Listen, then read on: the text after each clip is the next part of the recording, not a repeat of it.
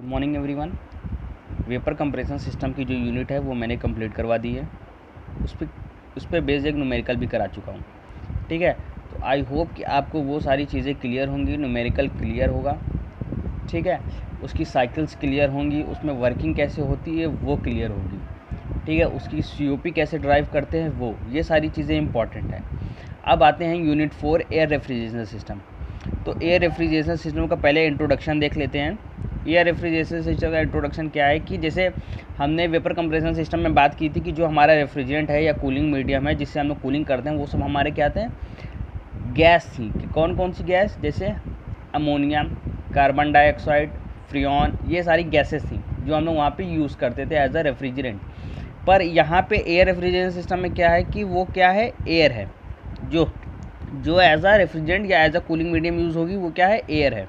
ठीक है, ये चीज़ों को ठंडा करेगी। ठीक, अब सेम जैसे उसमें 4 मेन कंपोनेंट्स होते थे वैसे ही इसमें 4 मेन कंपोनेंट होते हैं। उसमें भी 4 मेन प्रोसेस होते थे वैसे ही इसमें भी 4 मेन प्रोसेस होते हैं। 4 मेन कंपोनेंट मालूम है आपको, कंप्रेसर, कंडेंसर, इवेपोरेटर और एक्सपेंशन डिवाइस। ठीक है, और 4 मेन प्रोसेस वही 4। पहला, कांस्टेंट प्रेशर पे हीट का एडिशन होना जो कि इवेपोरेटर में होता है। दूसरा, आइसेंट्रोपिक कंप्रेशन जो कि कंप्रेसर में होता है।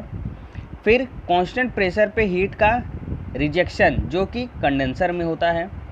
ठीक है, चौथा, आइसेंट्रोपिक एक्सपेंशन जो कि आपका एक्सपेंशन डिवाइस में होता है। ठीक है, ये हो गया थोड़ा सा एयर रेफ्रिजरेशन सिस्टम का इंट्रोडक्शन। अब बात कर लेते हैं, ये क्वेश्चन बहुत बार पूछा गया है, इंपॉर्टेंट क्वेश्चन है। ठीक है, कि vapour compression system air refrigeration system से क्यों बेहतर है। ठीक है, उसका एडवांटेज बताइए और उसका डिसएडवांटेज बताइए। तो देखिए, जो वेपर कंप्रेशन सिस्टम होता है उसकी COP ज़्यादा होती है।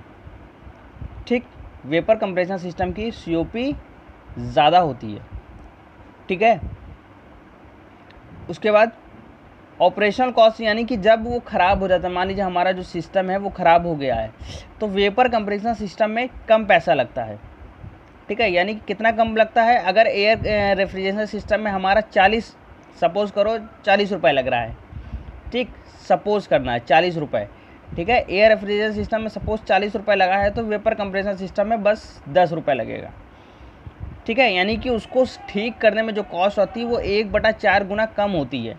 किससे, एयर रेफ्रिजरेशन सिस्टम में, किसमें, वेपर कंप्रेशन सिस्टम में।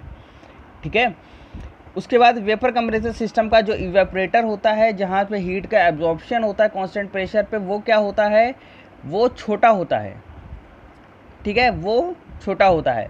उसके बाद जो थ्रॉटलिंग वॉल्व लगी होती है, वहाँ पे थ्रॉटलिंग प्रोसेस होता है, तो थ्रॉटलिंग वॉल्व लगी होती है जिसको एडजस्ट करके हम इवेपोरेटर किसी भी टेम्परेचर पर, मतलब जो टेम्परेचर हमें चाहिए रहता है इवेपोरेटर का, उसको हम प्राप्त कर सकते हैं।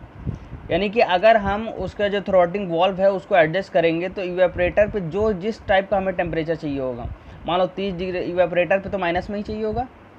ठीक है, तो वहाँ पे जिस टाइप का टेम्परेचर चाहिए होगा, -20, -30, -10, तो वो हम क्या करेंगे, थ्रॉटलिंग वॉल्व की मदद से हेल्प करके उसको हम प्राप्त कर सकते हैं।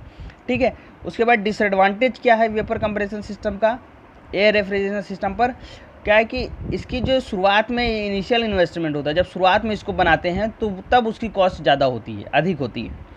ठीक है, और उसके बाद सबसे बड़ी प्रॉब्लम होती है, जो हमारे रेफ्रिजरेंट होता है वो लीक बहुत करता है। ठीक है, रेफ्रिजरेंट के लीकेज ही होती है।